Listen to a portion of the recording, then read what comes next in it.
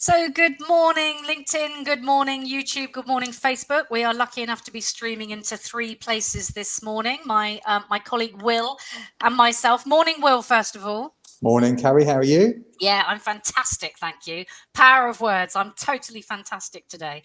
So this is what we're going to be talking about in our Wellbeing Wednesday Coach to Coach. We are going to be talking about the way that we see the power of words show up with our clients. We're going to be talking about really how we use a very limited vocabulary, most of us, every day, and how this has an absolute biochemical effect on our body. When we talk about stress, when we talk about the impact of anxiety, often this comes from the pictures and the focus and the words that we are using. So I want to start with a little quote first of all, and then I'm going to ask Will his thoughts on this. So this is by Dr. Andrew Newberg, who's written a book called Words Can Change Your Brain. Language shapes our behavior, and each word we use is imbued with multitudes of personal meaning. The right words spoken in the right way can bring us love, money, and respect, while the wrong words, or even the right words spoken in the wrong way, can lead a country to war. We must carefully orchestrate our speech if we want to achieve our goals and bring our dreams to fruition. And Will, I would say that our words have the power to change our life. I'd say it's as clear and it's as strong as that. Would you agree? I mean, we know anyone out there that's a coach, is a counsellor, is a therapist, or anyone in psychotherapy, they know that words are important because, often people, we know this from our clients' backgrounds, that a lot of people talk to think. I know that sounds quite a strange statement, but actually people are, when they're talking, are saying things that they might not have thought ever before.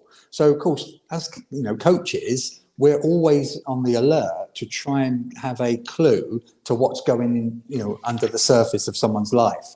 And I think what is brilliant about words, I must admit, we had a little laugh just before we started.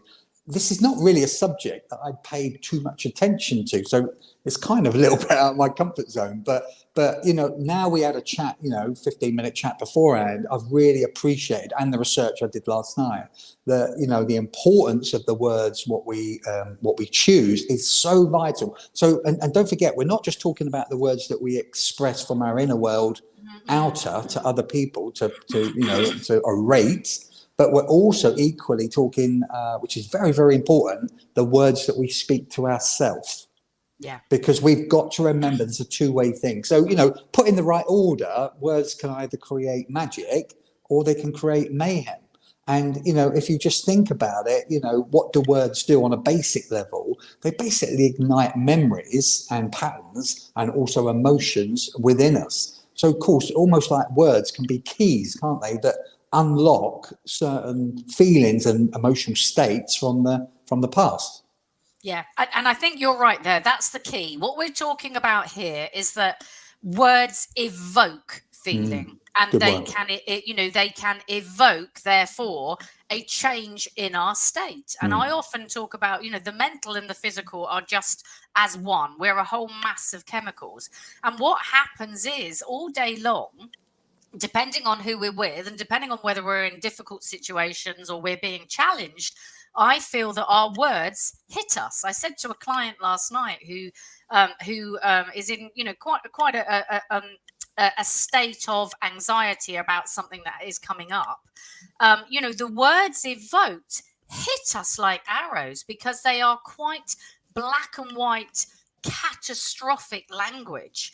When we're using that, obviously it has an effect, as you say, whether we're saying it to ourselves, and some of us get very used to doing that, or whether someone else is saying it to us. So what we want to try and concentrate on is something that, Tony Robbins talks a lot about this and calls it transformational vocabulary, because he truly believes we have the power with our words to change our state, to change our focus, and therefore to change our lives with positive words, positive language to change the inner emotional state.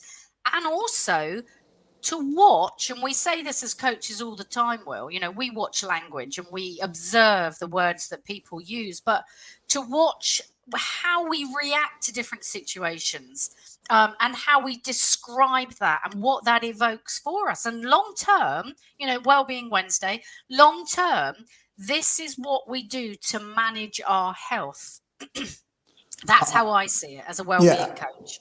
I mean, what's funny that, I would suggest to anyone to go back and watch last week's, because, we're talking about triggering, and what's one of the keys, one of the igniters that trigger old emotions from the past. Yeah. What words can literally, I always remember that childhood sort of nursery rhyme, sticks and stones may break our bones, but words will never hurt us. Bullshit. Bullshit. That is complete bullshit, because, as you know, the wrong words in the wrong moment can crush us. And time and time again, my wife is an ex-counsellor, and she's now a coach. And, Jane has said the amount of times over the years that she spoke to a client who remembers that 7-year-old in a classroom where their teacher said to them, "You will never be good at writing," or "You will never be this." We're talking 10, 20 words that have stayed with someone for 30 years and held them back. Yeah, so, it's interesting you say that. I remember listening to an interview with Billy Connolly, who said that after all these years, with all his awards, probably the world's best known comedian, he still remembers a teacher who told him he would amount to nothing. So he still has this belief that he is nothing, and fear every time he goes out there. And that was due to the words of his teacher. Can't get over them. The wrong words delivered at the wrong time in the wrong way, and that ones that hit the target area, which is really an emotional hotspot within us, they can leave an imprint for life. And so words either lift us up or they pull us down. And that's the same for the words we speak out loud, but also especially for the words that we speak internally. So we've got to be more guarded, more self-aware, because, as we know, you can't take words back. You talk about the emotional state, which I know Tony Robbins is really profoundly aware of. He's always mentioned about how is your emotional state. And so your inner state, is what is happening inside of you, but also what are your words as a friend, as a teacher, as a coach? What are your words saying to someone else? And the point that I just wanted to make here as well is that it's not just the words, don't forget, that are important. It's the way we say it, and the tone is equally important as the words that we express. And we've got to remember that. We've got to pay attention to the emphasis and the emotion that supports those words. Yeah, I agree with you. And I want to come on to the way that, we actually have a very limited vocabulary, most of us. And that limited vocabulary denotes and is responsible for our emotions and the way that we feel and the way that we feel about life. So I want to talk a bit about that. But before we do, can we explore, Will, where we see words and their power sometimes abused, sometimes used in the right way? So, for example, if we look at some of the greatest leaders, they've been some of the greatest orators, right? They're the ones who are able to get a crowd behind them, write the right speeches. Hopefully they weren't written by somebody else, but people like Martin Luther King, who creates and again evokes that picture of a dream. This is what we want to happen. He conjured, literally, we're talking about words as spells, but he managed to conjure up images, didn't he? So religious leaders, when we've got the greatest politicians in time, they've managed to use their words to create a following. But the power of those words, again, in the wrong hands or a speech written by the wrong person, it falls on deaf ears, doesn't it?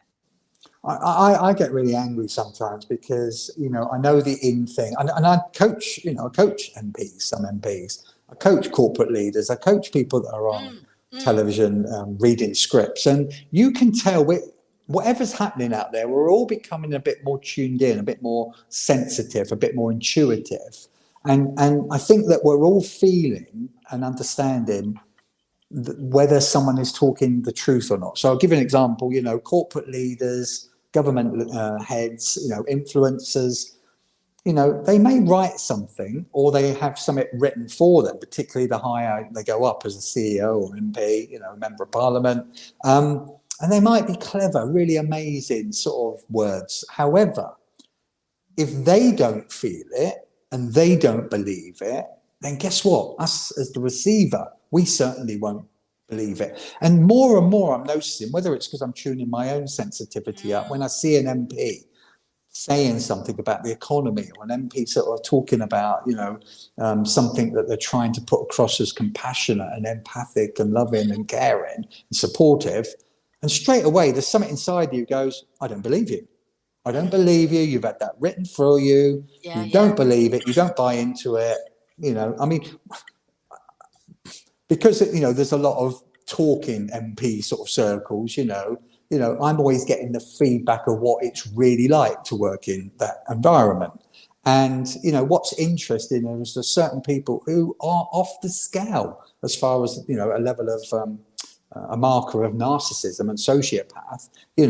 Not all, got to be very careful, but there are a number, and it just seems like the law industry, like the parliament, it attracts a certain sort of person. So quite a number are, they have severe sociopath narcissistic traits. And, so I know these characters partly. And what really, riles you is when you watch a soundbite on television and that soundbite they're trying to put out is not that character, is not that person. And we kind of feel it if we're sensitive enough to pick up, because we're often not reading the words, we're reading the tone and we're reading the expression and the intent underneath the words. I always try and look between the words, because it's often the way people say it, but often what they don't say, which gives you the answers. And I think, words can be written for us. And the final thing I'll say on this is, I'm heading off to a funeral today, and it really made me think about words.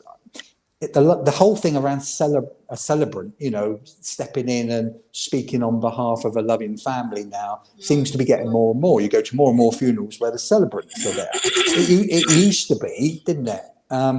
Someone would speak, on behalf of the family. And I've been to some awful, readings with a celebrant and some really good ones. And I think the really awful ones are where the celebrant has not been able to convey the emotion and the love and the sentiment and the feelings of what the family really want to say. And when that happens, a bit like the government leaders or CEOs, when it's not coming from a proper place, from the heart, you feel it. You feel it and you know it. And I think we're all tuning in and becoming more sensitive to that. You're right. I mean, the thing is, our politicians, for a start, know that the power of their words and the speeches are going to, win elections or not win elections. And that changes so much about, the way that we live. So down to all the words that we use to our leaders and everybody else, we have the power to change a sea of emotions. So I want to talk a little bit about why then don't we recognize that? Because people that are, we work with, us included, we tend to have a set of words and metaphors that define us as people. And certainly sometimes it's tribal. I see this with teenagers. I see this with my 16-year-old. He's got a set of words that he and his friends are using over and over again, and they're the in words. But they then define our internal dialogue. And they can get stuck. And as we say, they can cast the wrong spells. So I think it's really, really interesting. Our dictionary has about 500,000 words in it. And the average person's vocabulary is 2,000 words, Will. That's 0.5% of all the words that we could be using to describe life. And the words we use mostly, on average, is just 200 to 300 words. And to put that into context, Milton used to use around 17,000 as a writer, and old Shakespeare, he used to use around 24,000, and 5,000 of those would be ones he only used once to describe when he was trying to get to the depth of some emotion. Now, we know that actually, if we write down, and this is, I'm going to put, this is one of my actions with clients, and one thing I would say to people to do, get an understanding of the words that you use and reflect them back to yourself. I mean, as a coach, this is what we do. We act as a mirror. One client said to me this week, I'm totally crap at that. And I always say, well, hold on a minute. What's the reality of that? What does crap mean to you? Imagine that arrow as a word being sent to you, because we're hit by words as arrows all through the day. And memorably, another client has said to me this week, I feel sick to the gut. That's quite extreme, black and white language. And I am totally crushed by this. Now, if you tell yourself that all day long, what do we think that, the response is going to be? So let's reflect that back to ourselves. Have a go at writing down what you think are your 200 to 300 words. And then, really interestingly enough, write down another set of words that you use as a work group and that you'll use as a family, maybe, because there's a couple of work groups I've had the privilege to go in and do some well-being stuff this year. Interestingly enough, when they've got to a sort of deep, dark place, what happens is usually there's one person or two people that are using quite dark language that will come in, and I call them mood hoovers. You call them something else, don't you? Emotional vampires. Yeah, emotional vampires. And these will be the people that come in and they set the tone for the day with traffic's been terrible, coffee machine didn't work again, didn't sleep well. Oh, here we go again with this. Can we imagine the effect that has on a team or the person that you're stood at the coffee machine or water cooler with? Yeah. So it's really interesting to know and to examine where you're at. What are the words you're using? And can you find some balance in that? And that question that I always ask, what's the truth about that? Because we talk a lot in metaphors. I know you and I do, Will, when we're coaching, we talk in metaphors because we like to communicate, again, in pictures and have something that our clients can cling on to. But if we say to people, I've reached the end of the line, that metaphor, again, I will say to somebody, what do you mean by the end of the line?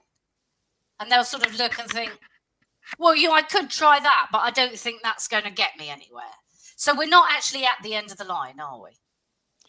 I think words, coming back to basics, what do words do? I mean, think of the image of an arrow going through a target, a target which is a target made of, hay.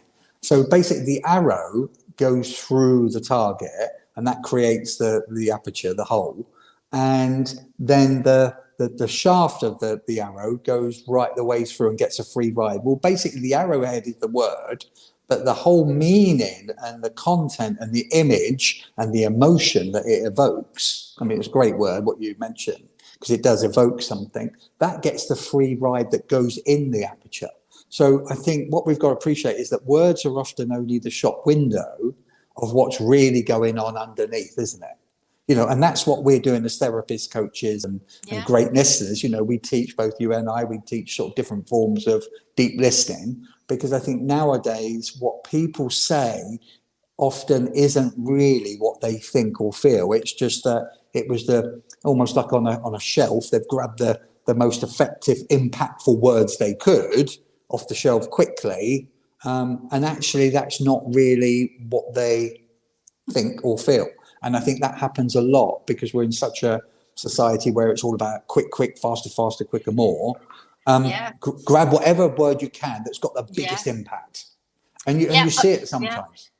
And you're right. But we also, like anything with habits, and we talk about habits a lot, but actually habitually, we only have a short and a small set of words. So because life is led in such a rush, such a hurry, instead of processing correctly something that's happened, taking it through the heart, feeling the intuition, coming up into the amygdala, and then taking it right the way through, right to the front of the brain, where we're able to make appropriate decisions. And actually, that's where we might be able to think about the words and the language. We don't. We act in speed, as you say. We use the same language. That was bloody awful. Or, goodness me, how limited can we be? What's the truth about that? And I think it's interesting that you say that, because speed and the speed at which we type, the speed at which we work, all of the things that are going on have led us to become so limited, and that gives us a very, very limited aperture and focus on the words, on the world. So if we don't choose words and thoughts consciously, let's become conscious of the words that we're choosing, then they denote and will attach to become our experience, and therefore that's our life. That's the bottom line for me, Will. I tell you what, I've had not recently, the last few years, is that I'm surprised when I coach influencers or TV presenters, how many cannot watch themselves back. So I'll give you one example, you would know this person as well. Coach someone that's been in the TV industry for 30 years and they still haven't ever watch themselves back fully. So they will never sit down and watch a show that they recorded earlier that day or a few months ago, because they can't bear certain aspects of it. And when I've mentioned, certain things that they've said, like off script, that have been recorded, and the same happens for CEOs, CEOs that are presenting to a big company, everyone thinks, oh, they're the CEO, they're on big money, they've got an operation that controls, 60 offices around the world with, 60,000 people. Of course, they're going to be a good orator. No, a lot of these CEOs, they have to have media training, they have to have presentation training and coaching, because just because they sit up, in the higher executive board, they might not particularly be a good orator. So, and when they've watched themselves back, and we've coached around these different ways that they can improve and with their personal delivery and development, they are often shocked what they've said off script, because they didn't realize they said it, and yet it's recorded there, and they are shocked that, oh my God, did I really say that? That's not really what I meant. It didn't come across well. And so I think the only remedy for this is to sometimes, rather than just throw the words out there, and I'm just as guilty as anyone with this, but sometimes I've been trying to lately just pause and think about what I really mean, and then find the best word rather than go to the most regular word. And that's what you're saying with the limited vocabulary, isn't it? Yeah, absolutely. And I think as leaders, oh my goodness, and certainly I see this, and we've said this already, the power that words have over children. I'm quite conscious of when my own can become quite challenging, that I separate the emotion that I'm feeling or the words that I choose from them. So I will never say, you are this. I will say, you are making me feel like this at the moment, or some of the things that you are doing, get this response from me, because I'm quite clear that if I load that on them, that becomes them. And sometimes managers, we see this with leaders, we see this with managers. It's always a big part of, if I go into a business and do a set of leadership coaching classes or set of coaching, this is always part of it, because our words have such an impact, and we have to separate the words that we give to somebody else sometimes from the person, because actually they might make you feel something, or we might have a reaction to it, but it's not them. So we need to do that. We've got to do that. So choose our words consciously. So let's have a look at, so this is what I would say to clients, and we say this over and over and over. It's one of our top hints. We got to journal, because when we journal, we write, we are literally putting the words down. We are having to choose our words. We look back on them. And actually that's a really interesting one, because I would say to clients, go back, look at the words that you were using 6 months ago. Are you using the same words? How do those words impact you? How do they impact your, the way you feel them somatically in your body? Because this is the truth of it. We feel all these words somatically. So journal, use your journal to examine your language. And then I always say to people, set the day up for success. I did an interview with a coach on LinkedIn called Jeff Harries, and I love it. He would always say that he sets up for the day by sitting in bed for a few minutes and checking on his language. And he thinks, what have I got to do first? Well, first of all, I'm going to have a coffee. Oh, I love my coffee. I love my coffee. My coffee gets me going. I feel ready for the day. What am I going to do? Oh, I've got a client. Oh my goodness, I love coaching. I love coaching. It lifts me up. So he chooses and he says he goes through the day. What could be better than that? And he links what could be better than that. Now, that gives you a focus, Will, doesn't it? You know, what could be better than that? So set yourself up for the day. And then, as we've said already, have a play. Write down all the words that you use to describe emotions. Play with them. Notice the black and white language. Notice the catastrophic language. You know, I feel exhausted. I feel terrible. I feel crushed. And then, very interestingly, we are the sum of the people around us and around them and around them and around them. Note their language. Whether you're at work, if you're a leader, oh my goodness, this is so important. Note your language and note your mutual language in the groups and the tribes that you're with. What can you switch up? And then finally, try and find a balance. I always think of black and white language up here on the seesaw. And then, you know, we have much more gentle language. Don't be inauthentic. We don't want you to lie. If you're feeling tired, as I said to Will today, I'm feeling tired. I need to be authentic with that. But let's not go off the scale. I don't feel like death, which is, you know, we often hear people say. So let's switch up things, and I'm going to give you some examples. I'm devastated has a very different big word. Yeah, very different biochemical effect on me to I'm feeling disappointed. Yeah. I think when we're talking to other people, I think you're mistaken, Will, would have a very different effect on you than if I said, I think you're a liar.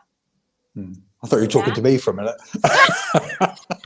No, just using that exchange. You know, when people say I'm enraged, that's very different than saying, I'm peeved off. Yeah.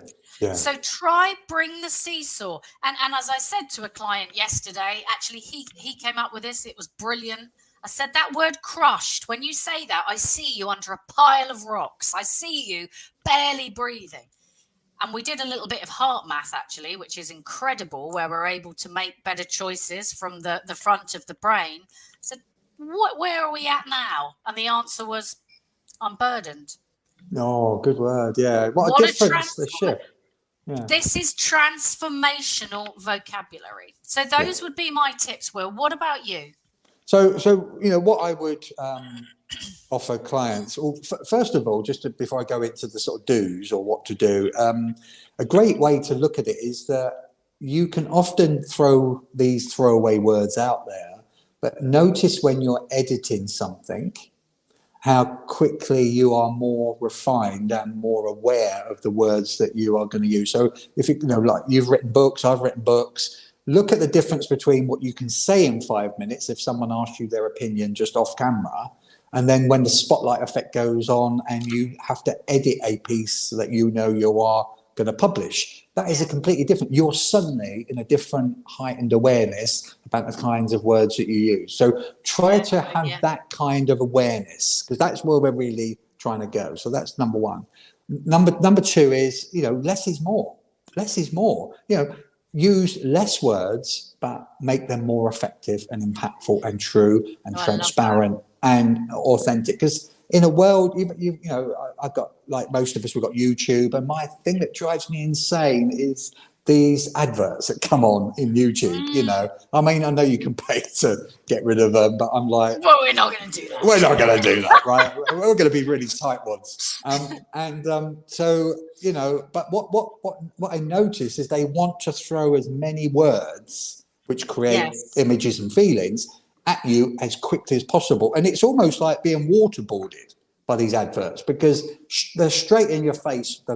You know, with the noise goes up and they want to talk really quickly at you. And oh my God, it's just overwhelming. So, you know, less is more. Think about it, pause, you know, whatever you want to express, think about going from complexity to simplicity. Because too often we say too many words and they're all tangled and all jumbled and they're all over the place. Slow it down a bit and just think about complexity to simplicity. That's a great mantra Yeah. for lots of things in life, not just words. The other thing which we've kind of touched on the edges of here is, pause, take a breath, reflect before responding, because then you can choose the right word. Don't go for the snap word straight off the shelf, which is going to have the biggest impact, because it might overplay what you really think and feel, and often it will, as you've just talked about with the devastated example. So another one that I'm trying to always tell my clients is choose your words, and really underline the your. Choose your words and not other people's words, because often we come unstuck and we're not really being that authentic when we try and use other people's words. And we know when we go offline, because it doesn't feel it. We don't feel it, and then when we're expressing it, the other person doesn't feel it. This is especially important when we're talking about mantras to ourselves, life rules or, standards. Make sure the standards, the life rules, the mantras that you speak to yourself about yourself truly reflect the words from your heart, not someone else's. And remember, for some people, different character types, what you say, your word, is their bond. They take you literally.